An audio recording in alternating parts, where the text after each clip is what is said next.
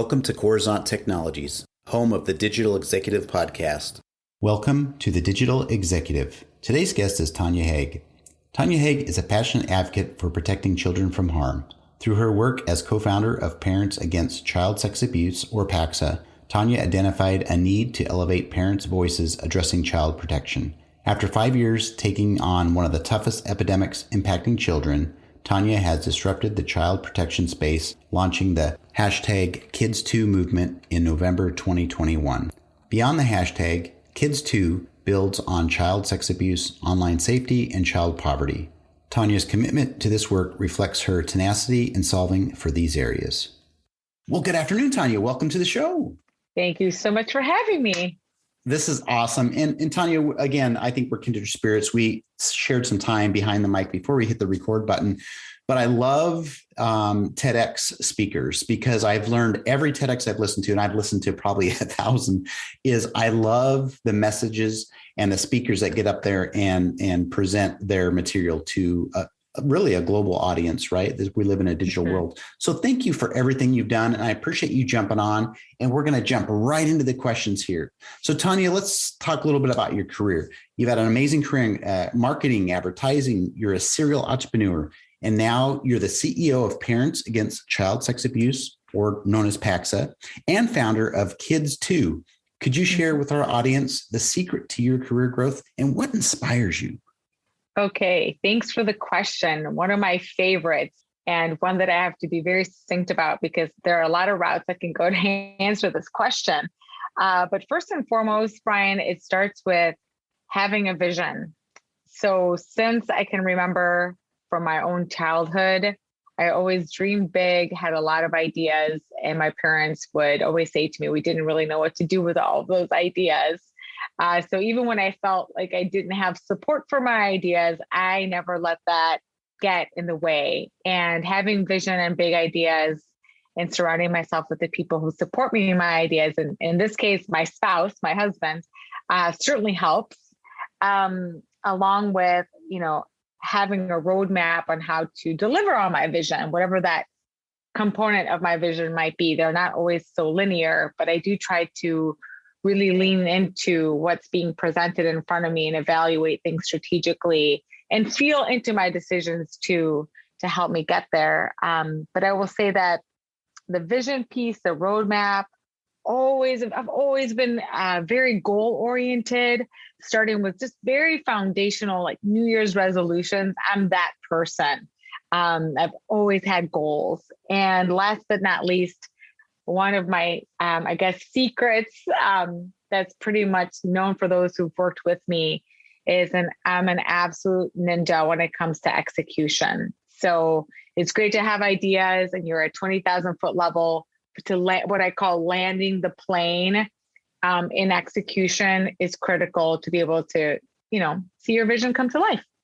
I love that. And what's really interesting is the fact that you're one of those planners. You've got your vision, you've got things that you need to get in a certain, chronological or sequential order, and you get things done. And I like that. So thank you for sharing. Do appreciate that. I didn't share with you what inspires me though. Can I answer that one still? Yeah, absolutely. Go for it. Oh my gosh. I'm also, I seek inspiration from so many places. And the older I get, and the more I'm into my projects, the more I literally will travel for inspiration, which is how it got me to New York City, where I'm recording this with you right now. I'm Chicago based, but there's something happening here that drew me in, and I needed inspiration, and I needed to meet this one person, and I'm here and I'm doing it. And I was like, yep, it's exactly what I needed to get from this experience. But basically what inspires me, Brian, there's so many things, but at the core, I'm going to say to you,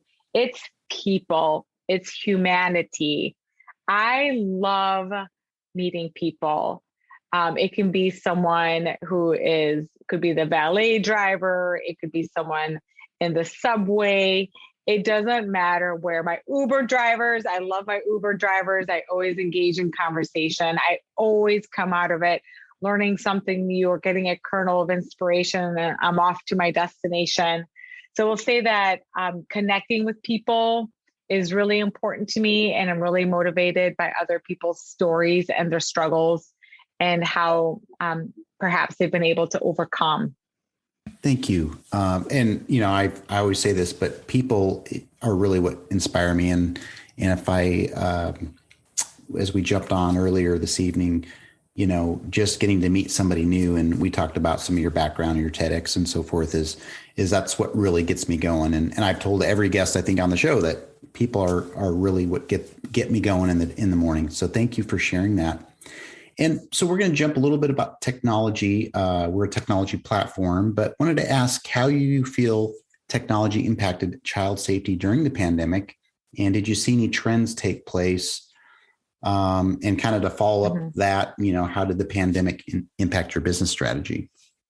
Yeah. So thanks for the question. So for those of you who may not be as familiar with PAXA and now Kids 2, we launched Kids 2 a few months ago to really be a response to what's happening right now in the landscape of online safety in the context of child protection. And what really blew the doors open of this topic of online safety and child protection has been the pandemic and the children having more access to technology, all of us having more access to technology.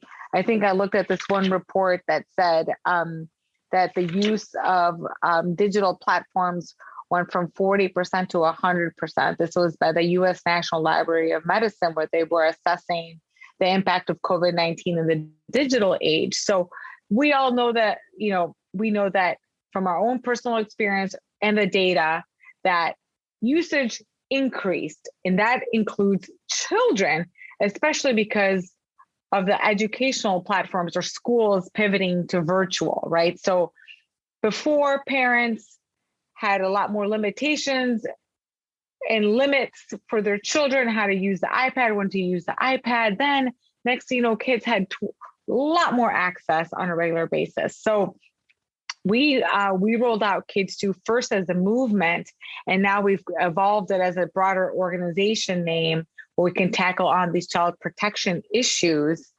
So huge lift with respect to some of these safety concerns. And as a parent, like I mentioned to you, I lived it, and also developing other presentations for some other partners in the nonprofit sector that deal with exploitation and child exploitation. I did this one presentation called Drop the Emojis, how and why social media dangers are real for children. And what happens is that with more access to the iPad, gives the kids more access to games and social media platforms. And the data shows that children, by having easy access to these platforms and connecting with strangers, or even just using it as a way to be more vulnerable with people that they don't even know, they're having a bad day, they're talking about the stress at school, something bad's happening at home. Well, then that's drawing in predators to exploit those vulnerabilities that usually it's, mom and dad are talking about it with their kid at nighttime. They had a stressful day at school, or they're being bullied, or they're dealing with drama. So that's a lot of what we saw during the pandemic. That's really put us to work. So I would say that is kind of what we saw from a technology perspective. And then in connection to evolving to this Kids 2 umbrella, and continuing to do the work around online safety. And we've made resources available for parents.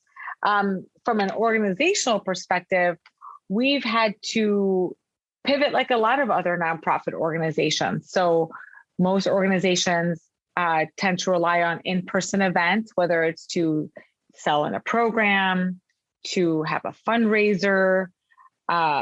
There's so many aspects that are tangible that are in connection to a service being provided by a nonprofit organization, and we're no different. So we had to do so many tests to see, okay, is our audience ready now for an in-person event or not? How do we continue to leverage our digital platforms? Because we've always wanted to be where parents are and to provide information when they need to find it. And parents work odd hours. Parents have different types of schedules. Parents juggle a lot of things. So we want to be able to make it easy for them to find at their fingertips when they need our resources. But yeah, that evolution was really, really choppy. Like many nonprofits impacted just how much revenue or how much, how many funds they raised every year. But we also grew a lot and new opportunities came from it, which is really the silver lining through all of this. Thank you for sharing. And, this platform has over the last 2 years has talked a lot about the pivots everybody had to make during the pandemic. So thank you. So Tania, again, a little bit technology here. You obviously have a passion for how new and emerging technologies impact children and child safety. Do you have any tech or social media tips that people can use to ensure they have a safer online experience? Yes, thank you. I definitely do have some tips, both as an adult and not child related and child related, because when we were pulling together some data, we saw that there were some trends increasing about just overall users, adult users being more stressed out through some of these platforms, just given some of the harassment that can happen. So we love the positive nature of technology in that it brings people together from around the world, helps nurture relationships with people that you do know. There's so many positive aspects to technology, but we all know, we've lived it, Brian, where there have been some really stressful times. So as I was getting ready for this conversation with you, I wanted to first and foremost empower adult users, us and your listeners, where, and this is also has to do with my prior life, really working much more in social media strategy and personal branding. It's all intersecting here, where, I strongly encourage everyone to leverage the controls that are available through whatever tech platform or social media platform that you use. So it's like take control and use the controls available. And what I mean by that is, the blocking features, the reporting features, the list goes on and on. I can get into, you can choose, you have a choice with Instagram. You can go use the private setting where you can really curate the folks that follow you. But then when you are in a public Instagram profile, because that's what I do, and I'm still being very careful about what I'm sharing with myself, those are all choices I make. I am very much in control. I'm not posting the location or every single step that I'm taking in my travels. So it makes it obvious to the rest of the world that my house might be empty in that moment. So I'm very careful and cautious and use all the controls that I have available to limit any dangers or risks or any toxicity that might kind of be coming through some of these platforms. And then from a kid's perspective, it's very, very similar, except parents, platforms have kind of designed a lot of tools to put the onus on parents to manage these platforms, which I do have an issue with, but I don't want to expand too much on that. But I will say, in the meantime, parents can really speak to their own children about the features, what to do, have conversation of inappropriate questions or personal questions starts coming at them. But right now, Brian, my favorite feature is shutting down the chat from games like Roblox, because the chat is an opportunity for a complete stranger to ping a child that just wants to have a good time with his or her friends on the game. But the chats across the board in the work that we've done, the chat feature is what really opens the doors for predators to start pursuing children, whether they're pretending to be kids or asking questions or start complimenting them.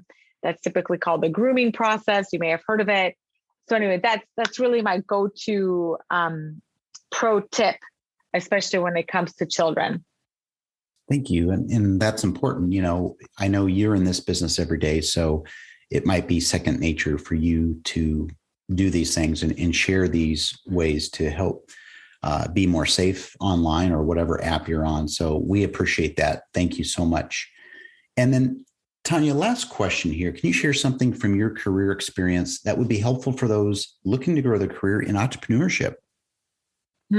Okay. So that's another terrific question. It's a terrific question because there's so many ways we can go to answer this one. But if I had to choose a theme for your audience and in this conversation with you, it would be, and it kind of brings our conversation full circle, Brian, about people. I recommend that folks align themselves with great people, great partners, and great service providers, and to never settle for less. So if you're feeling that you're not getting what you expected from a consultant that you hired, or an employee that you decided on, or you name it, your accounting firm isn't doing the job, do not settle. There are so many more of each category that I listed that can meet your needs, and not just meet them. You want to surround yourself with the best so you can thrive, because entrepreneurship is not for the faint of heart. It is very difficult. You have to motivate yourself every single day to bring your vision and your business or your nonprofit to life. So when things get tough, if you've got the right people in place, it'll help you with those bumps or the curbs on the road to overcome, because they are going to come no matter what. You just don't know what they are. But if you're surrounded with yourself with all these great people, then you'll have a much better chance at success. Thank you. And again, we talked about this early on, Tania, is people are the center of everything. It's foundational relationships and people, and really nurturing those. So I appreciate, again, your time, the gems you've shared with us and our audience tonight. So thank you again. And Tania, it was a pleasure having you on today, and I look forward to speaking with you real soon. Thanks so much, Brian. Bye for now.